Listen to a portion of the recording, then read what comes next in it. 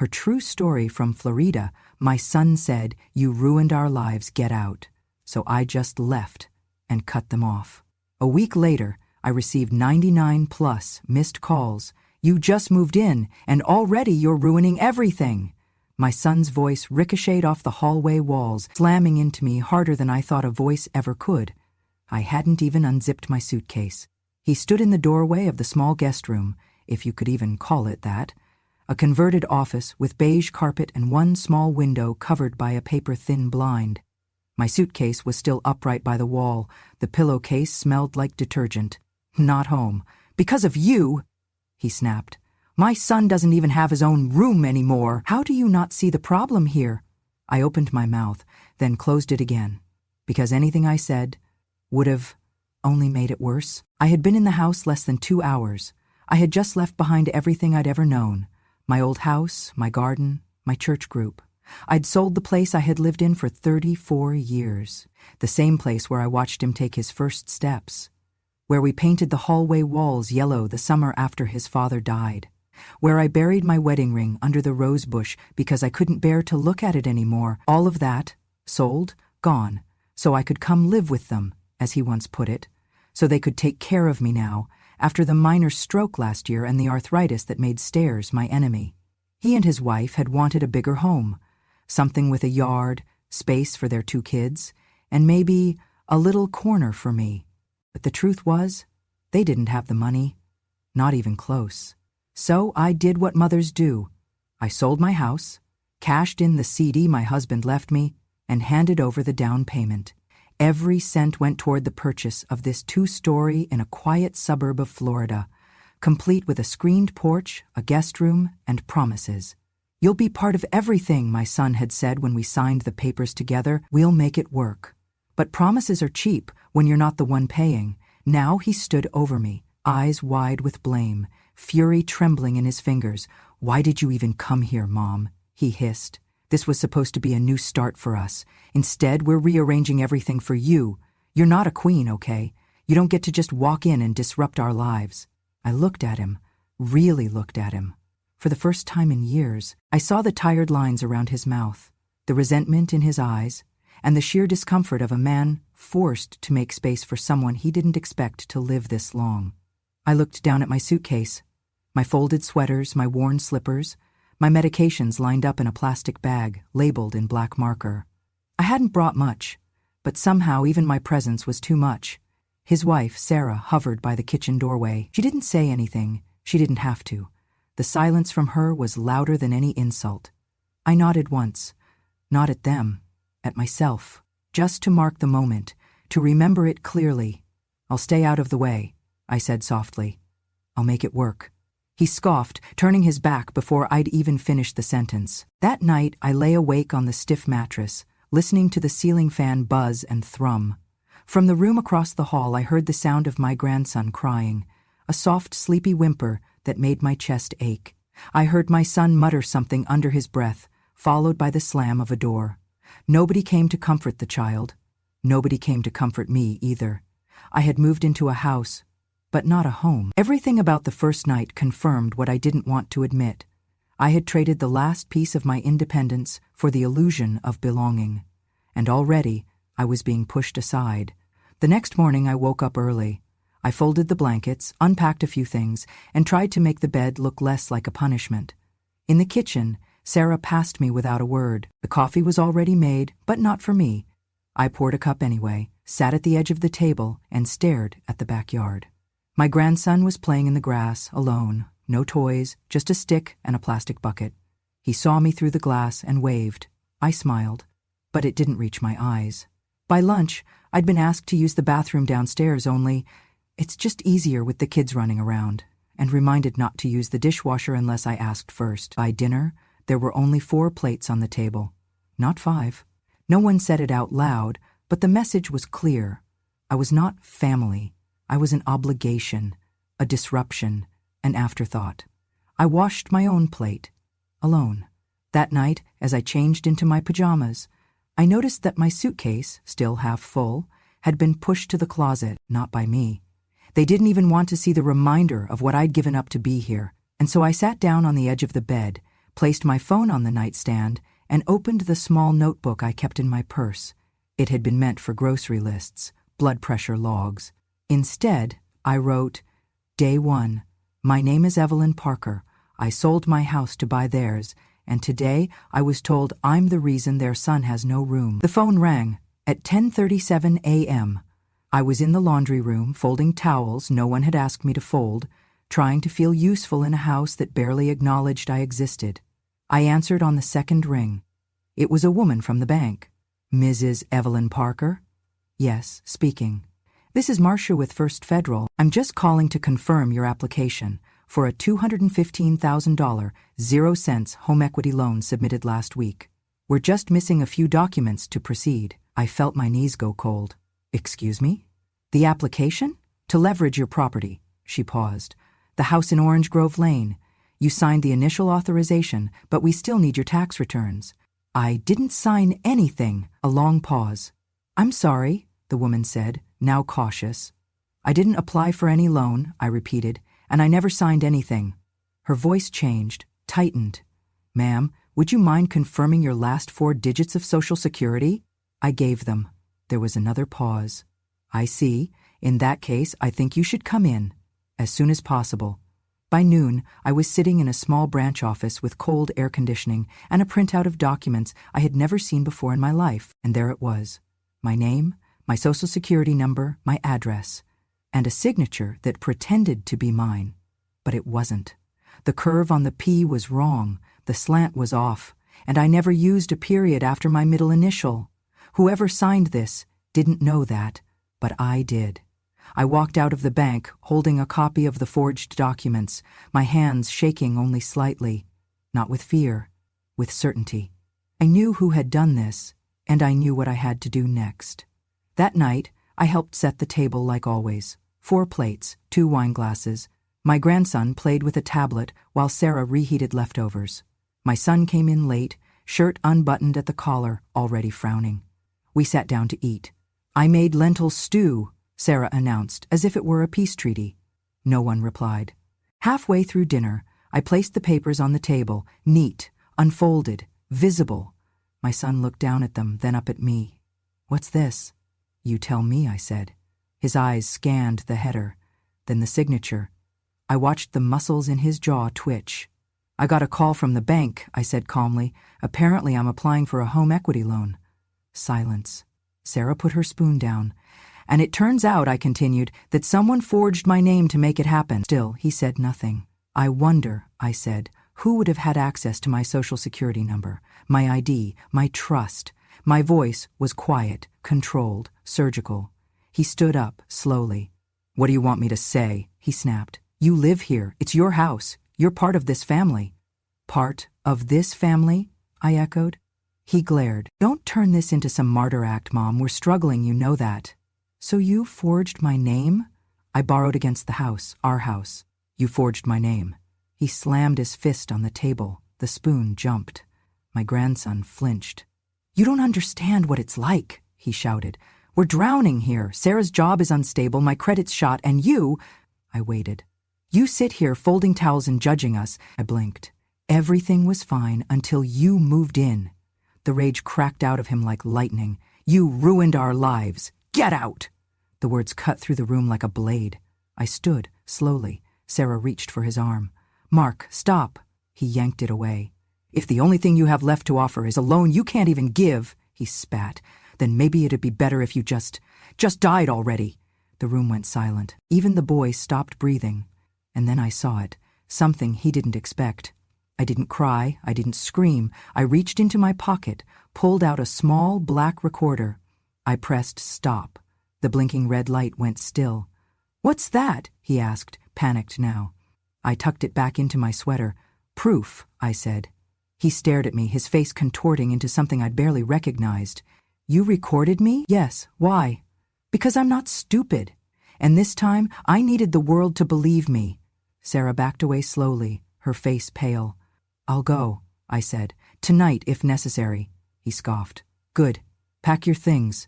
I nodded, but this time I smiled, not out of joy or bitterness, but out of clarity, because I finally knew I wasn't the one who had failed this family. They had failed me, and now they'd finally see what happens when a woman they thought was powerless stopped protecting them. They didn't ask me to leave that night. They just made it very clear I was no longer welcome. The next morning, the coffee machine was already brewing when I came into the kitchen, but no extra cup had been left out for me. When I reached for the cabinet to get a mug, Sarah blocked it with her hip, pretending to organize the shelf. "Let me just get through this real quick," she said without looking at me. I waited. 10 minutes. She never moved. That afternoon, the remote control disappeared from the living room. My favorite blanket was accidentally donated to Goodwill. My vitamins were misplaced, then replaced with cheaper, generic versions that gave me nausea. By the third day, my access to the kitchen was officially revoked. "It's just easier if we streamline meal prep," Sarah said, eyes glued to her phone. So, I ate cereal from a plastic bowl in my room. At night, I heard whispers from the master bedroom, sometimes angry, sometimes tired. Once the door cracked open, and I caught Sarah's voice, quiet but sharp. "How long do you think she's got left? A year? 2 at most?" A pause. "I mean, she's already done enough damage." The door closed. My heart didn't break. It calcified. That night I sat on my bed and stared at the ceiling until sunrise. The next day I walked 3 blocks to the drugstore and bought a mini voice recorder. Small, discreet, voice-activated. It fit in my coat pocket like a secret. They had taught me to be invisible. Now, I would use it. The first time I used it was accidental. I was sitting at the dining room table, reading a magazine I'd salvaged from the recycling, when Mark walked in on the phone with someone. His tone sharp, urgent. "No," I said, "use her name again," he snapped. "She doesn't check her credit, she barely knows how to use the internet, just use the same signature, it worked last time." I didn't move. I didn't breathe. He didn't see the recorder tucked inside my knitting bag, blinking silently. When he walked out, I hit stop. That night, I played the recording back 3 times. Every syllable tightened something in my chest. I thought of the child I had once bathed in a plastic tub, held through fevers, taught to ride a bike on the gravel road behind our first home. Now he was using my identity like a stolen credit card. I bought a second recorder the next day, just in case the first failed. I started keeping a log. Morning, Sarah tells kids not to talk to me because Grandma's grumpy and mean. Afternoon, Mark slams door after phone call, mutters, "Useless old woman." Evening, they order takeout and don't knock on my door. I wasn't collecting evidence for a court. I was collecting it for me. So no one, not even my own guilt, could convince me later that I'd imagined it all. On the 7th night, I played a clip while sitting on the floor, back against the closet wall. Sarah's voice filled the room, high, clipped, annoyed. "She just takes up space. What does she even do all day? Breathe and judge us?" Mark laughed. "Trust me, the moment she's gone, everything will finally run smoothly. This house feels like a coffin with her in it." The silence that followed was worse than the words. They weren't even angry. They were comfortable. Comfortable hating me. I didn't cry because I was hurt. I cried because it made everything clear. This wasn't a bad week or a tough transition. This wasn't about stress or misunderstandings or generational conflict. They didn't love me. They tolerated me, resented me, used me, and now I had proof. The next morning, I smiled when I passed them in the hallway. Not because I'd forgiven them, because I'd decided something. If I was invisible, then they wouldn't see me coming. The file was in the bottom drawer of my suitcase, a battered manila folder with a rubber band around it, and my husband's handwriting fading on the corner. House docs, do not throw out. I hadn't opened it in over a year. That morning, after another breakfast alone, I sat on the floor of the guest room with the folder spread out before me. The pages were yellowed slightly from age, but they were intact. Deed, title, tax receipts, insurance forms. And there it was, in bold, owner of record, Evelyn M. Parker, no cosigner, no joint ownership, no transfer of title. The house, this house, was still mine, not in theory, not in some sentimental maternal sense. Legally, fully, unmistakably. I stared at the document for a long time. They thought I had signed it over after the move. I hadn't.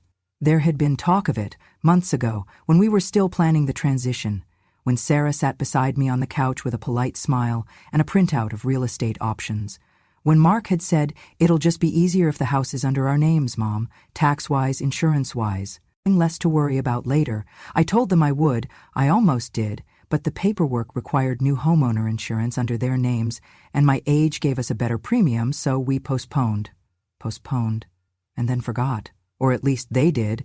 I never signed anything. And now I was glad, so deeply, painfully glad, that I hadn't. Because this house, the one they used to whisper about getting rid of her in, the one I was confined in like an aging prisoner, it was mine, paid for with my name, my savings, and my sacrifices. They didn't own the roof over their heads. They were guests in my home, and they didn't even know it.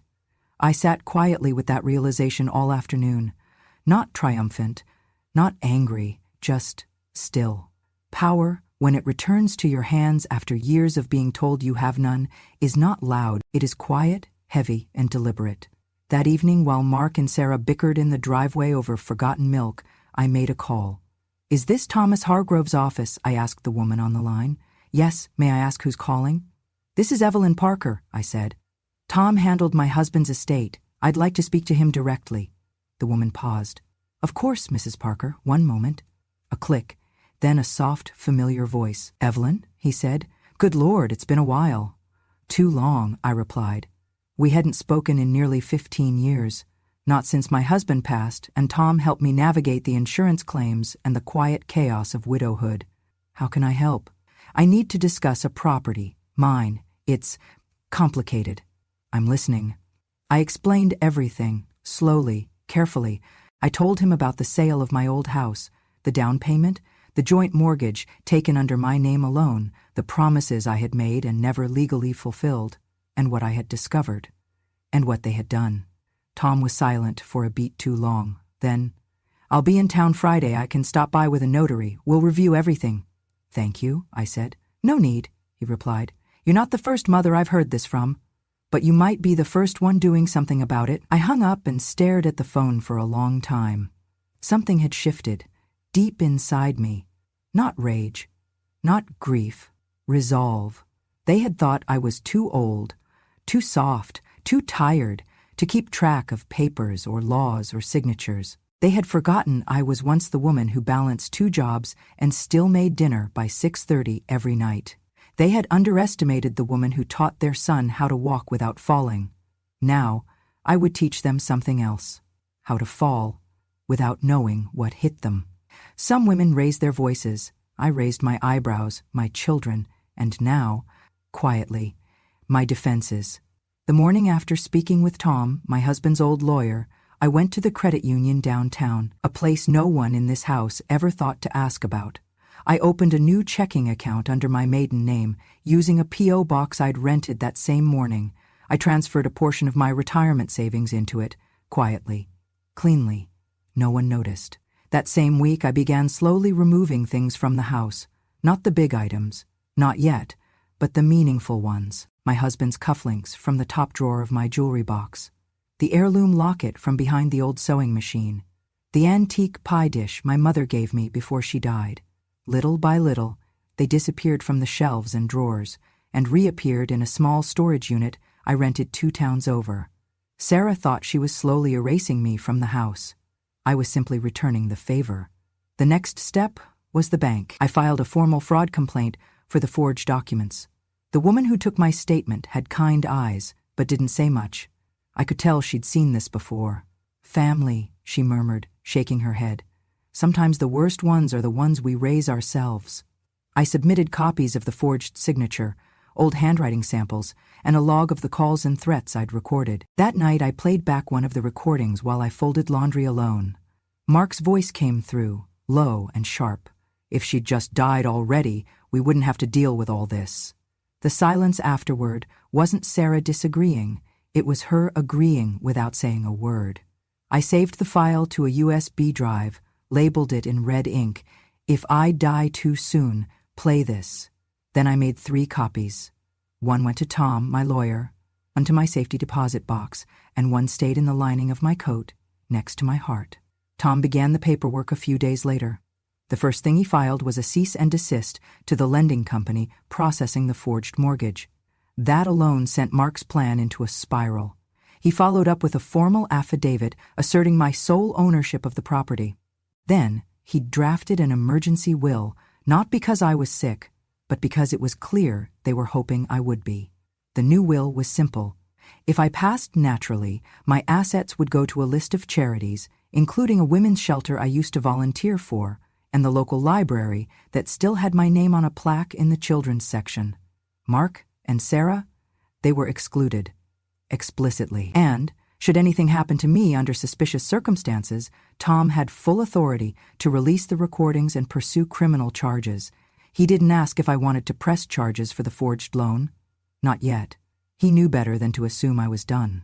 Every step I took was calculated, every smile I gave at the dinner table, every thank you, dear, when Sarah handed me a reheated bowl of soup. Every time, I nodded as if I didn't hear their whispered contempt from the hallway.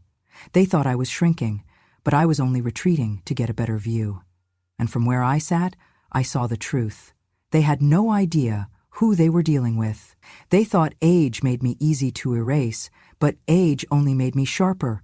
Sharper than the knife Sarah nearly handed me blade first one morning. Sharper than the silence Mark wore like armor around his guilt. Sharper than the betrayal they never expected me to survive. But I did more than survive. I planned. And every plan I made, every document signed, every file backed up, every thread pulled from the web they wrapped me in, was one stitch closer to freedom. Not escape, reclamation. Because this wasn't just about getting out. It was about getting everything they thought they could steal from me and taking it back with interest. It happened on a Wednesday. The morning air was still soft with dew when the moving van pulled into the driveway. Silent, discreet, as requested. The driver, a young man with arms full of tattoos and eyes that looked like they'd seen their share of secrets, tipped his cap and said nothing. Just how I liked it. By 7:00, the hallway closet was empty. By 8:15, my suitcases were zipped, stacked, and locked. By 9:00, the last photograph of my husband had been gently wrapped in bubble wrap and placed in the front seat of the car that came to pick me up. I didn't say goodbye. Not because I was angry. Because I was done. I had watched this house go from a promise to a prison. Now, it was just a place I used to live. Mark and Sarah weren't home. They had gone out early to meet a financial advisor, likely trying to salvage the crumbling pieces of their plan. I didn't need them to be present for the finale. They'd get the message soon enough. I placed a wooden box on the kitchen table. It wasn't big, but it carried more weight than any of them could imagine. Inside, a printed copy of the deed listing me as sole owner, the formal withdrawal of my initial promise to transfer the bank fraud complaint report, complete with forged signatures and timestamps, 2 USB drives labeled Map Draw Files Mark and Sarah. One contained the recordings, the other was just a backup, and finally a letter, neatly typed and signed in blue ink. To whom it may concern, this house no longer belongs to you. It never did. I left the box right in the middle of the table, next to a cold pot of coffee and a stack of unpaid bills. The silence of the house didn't mourn my departure. It sighed in relief. By noon, I was stepping into my new home, a furnished apartment on the 12th floor of a senior living community overlooking the river. Modern, quiet, and warm in ways that had nothing to do with the thermostat. The front desk clerk handed me my keys, smiled, and said, "Welcome home, Mrs. Parker." For the first time in years, I believed it. Everything had already been paid in advance. 12 months of rent, health services, dining credits. My name was on every document. My signature, unforced and free. The apartment smelled like lavender. The armchair by the window was soft and deep. There was no one here to shout, no one to question why I needed space or silence or dignity. Only me. And that, at last, was enough. That night, I sat by the window with a cup of chamomile tea. Below, the city lights flickered like fireflies. I imagined the moment they'd walk through the front door, expecting the same bitter old woman warming their couch, folding their towels, sitting quietly in her corner. Instead, they'd find nothing but empty drawers, hollow closets, and a box. A box that didn't shout. It proved. I didn't run away. I took back what was mine, and I left only what they had earned. Silence, consequence, and a deep, echoing absence where their free ride used to be. It started on the 7th day. 1 missed call, then 2. By noon, a dozen. By the next morning, my phone screen was a wall of red notifications. 99 plus missed calls, mark no voicemails, just silence trying to claw its way back into my life. I didn't answer. I didn't block him either. Some things are meant to be seen and felt. Let him stare at that glowing name, let his thumb hover over the call button again and again. Let the weight of being ignored settle into his gut the way his words once settled into mine like stones. I had nothing left to give him, and now he had everything to lose. On the 8th day, a letter arrived. Not handwritten, not personal. A typed notice from the law office handling the credit fraud case. Sarah's name was listed on the formal complaint. Apparently, she had been the one to file the paperwork, using my information. Her employer, when informed of the federal investigation, placed her on immediate leave. By the end of the week, she was unemployed. I didn't gloat, I didn't cheer, but I did feel calm. Actions have consequences, especially when the person you called useless keeps the receipts. The calls didn't stop. Mark tried different numbers, texted things like, "We need to talk." It was never meant to go that far. We're in over our heads. Please. One message simply read, "I'm sorry, Mom." But he wasn't sorry for what he did. He was sorry he lost control, and I had no intention of handing it back. I crafted my reply carefully. I didn't send it immediately. I waited until I could reread it without trembling, until the words didn't sting my tongue. Then I attached an audio file, one of the recordings where he said, plain as day, if she'd just died already, this would be so much easier. And beneath that, I typed a single message. You were once the child I loved most, but the man you've become, I don't recognize him. I hit send. Then I muted the thread. 2 days later, I received a voicemail. Mark's voice cracked at the edges. "Mom, please, just tell me you're okay. I didn't mean what I said. We were stressed. I was scared. I shouldn't have forged your name. I know it now. Silence. I didn't think you'd really leave. That was the problem, wasn't it? They never thought I would leave, because they never thought I could. To them, I was a fixture, a faucet that poured money, patience, and presence without ever drying up. A mother is not supposed to walk away, but I did. Not out of spite, out of survival. And he would have to learn that lesson without me. That evening, I sat on the balcony of my new home with a blanket over my knees and a glass of water resting on the table beside me. The sun dipped behind the skyline, casting gold across the rooftops. Peaceful, earned. A neighbor waved from the balcony next door. She was reading a mystery novel and had her cat on her lap. I smiled, because this life, this silence, this freedom, was mine now. Not borrowed, not begged for.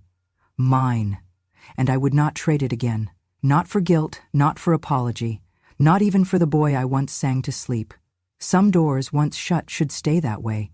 Some mornings now I forget what sorrow used to taste like. There's a citrus tree outside my window that blooms even in winter. I sip my coffee and listen to the birds bickering over crumbs, and I marvel, not at the silence, but at the absence of weight. That invisible weight I carried for decades, the guilt, the hesitation, the quiet ache of being needed and never thanked. I used to believe motherhood meant erasing yourself, that the best mother was the one who became heir everywhere and nowhere, holding up everyone else, but never seen. I don't believe that anymore.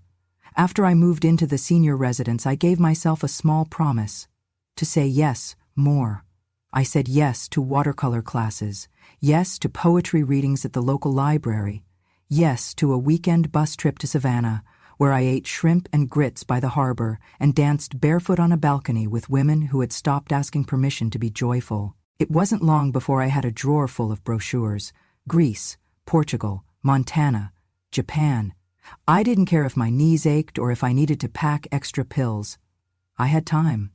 I had savings. And for the first time in my life, I had no one waiting to tell me I couldn't. I joined a travel group for women over 60. Golden Miles, they called it.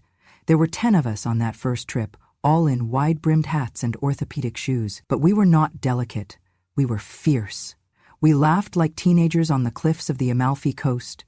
We whispered old secrets under the cherry blossoms in Kyoto. And we cried, quietly, together, at the Anne Frank house in Amsterdam. Not because we were sad women, but because we were alive women. Every morning I woke up somewhere new. I reminded myself, I am not a ghost, I am not a burden, I am not waiting to die, I'm living, and I'm finally doing it for me. On a cruise through the Danube, I met a man named Samuel. He was from Maine, widowed like me, polite in the way old men used to be, pulling out chairs, saying, "Ma'am," but with a quiet sadness behind his jokes. We ended up seated beside each other at dinner. I asked if he wanted the last roll. He said, "Only if you'll take half," and somehow that's how it began, not with sparks or sweeping gestures, but with gentle consideration. He told me about his wife, gone 10 years now, about the daughter he raised alone, who now lived too far and called too little. I told him about Mark, but only some parts, the ones that didn't leave bruises. Samuel didn't ask for more than I offered, and I loved him for that. By the end of the cruise, we'd spent every breakfast side by side. We read books on the same bench, shared dessert, held hands under the stars. It wasn't a love that consumed, it was a love that steadied. When we got back, we didn't promise forever, just that we'd write, and maybe travel again, but that was enough, more than I ever expected. One afternoon back in Florida, a letter came. It was from Jean again, the friend who had first told me about Mark's divorce. Inside was a smaller envelope, sealed. I opened it and found a handwritten note. "Dearest Evelyn, Mark came by, said he wanted your address. I didn't give it to him, but I told him something else. Your mother is doing better than I've ever seen her.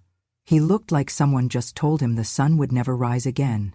Just thought you'd like to know. Love, Jean." I didn't laugh. I didn't cry. I simply sat with it. That knowledge, that shift. He had lost access to the one person who had always believed he could be more. And now, I no longer needed him to be. I spend my days now painting more, poor but happily. My roses still look like red cabbages. My clouds sometimes resemble potatoes, but they make me laugh. I've picked up French again, just for fun. I've started baking with almond flour even though I hate it, just because I can. I've become the woman I wish my mother had gotten to be, not because I'm lucky, but because I finally stopped asking to be allowed. I didn't seek revenge, I didn't scream, I didn't shame. I simply took back what was mine. My name, my space, my peace, my kindness, and I placed it in the hands of the only person who had truly earned it, me. Have you ever felt like they only loved you when you were giving, when your hands were full of meals, of money, of answers, when you were the one holding the family together, quietly like glue, invisible but essential? But the moment you stopped, the moment you needed something back, you disappeared. The room got quieter. Their eyes turned colder. The love you thought was unconditional? Suddenly, it came with terms. If you've ever been there, sitting at a dinner table that used to feel like home, now feeling like an unwanted guest. If you've ever laid awake at night asking yourself, was I only loved when I was useful? Do they miss me, or just what I used to give them? Let me tell you something, you are not alone. And more importantly, you are not done. Your worth does not expire with age. It does not fade when your hands get tired or your knees start to ache. It is not tied to what you can do for others, how many times you said yes, or how long you stayed silent to keep the peace. Your worth is in your memory, in your stillness, in the way you knew all along and waited for the right moment to speak, because silence is not weakness. And power, real power, it doesn't need to shout. Sometimes the strongest person in the room is the one they never saw coming, the quiet one, the polite one, the one they underestimated until she walked away with everything they thought they owned. We've been called burdens. We've been called selfish for finally saying no. We've been told to be grateful, to be quiet, to stay in our place. But here's the truth. Dignity doesn't ask permission, and kindness, true kindness, is never owed. It's given, freely, and it can be taken back when it's abused. So if you're watching this, and you're carrying a story inside of you, a betrayal you've never spoken aloud, a sacrifice they never thanked you for, a moment where someone you loved deeply chose to forget your humanity, Know this, it's never too late to speak, to remember, to reclaim, to start again, not as who you were for them, but as who you've always been for yourself. You are not just a mother, not just a grandmother, not just the extra at the table. You are the main character, the keeper of stories, the witness of truth. And when you speak, the world finally listens. Subscribe to Grandma True Stories, because here, we don't whisper the truth anymore. We remember it, we speak it, and we live what's left with fierce, undeniable grace. Revenge has no expiration date, and neither does dignity. So pull up a chair, turn up the volume, and listen closely, because when a grandma speaks, it's not just a story. It's justice, wrapped in memory, and finally, set free.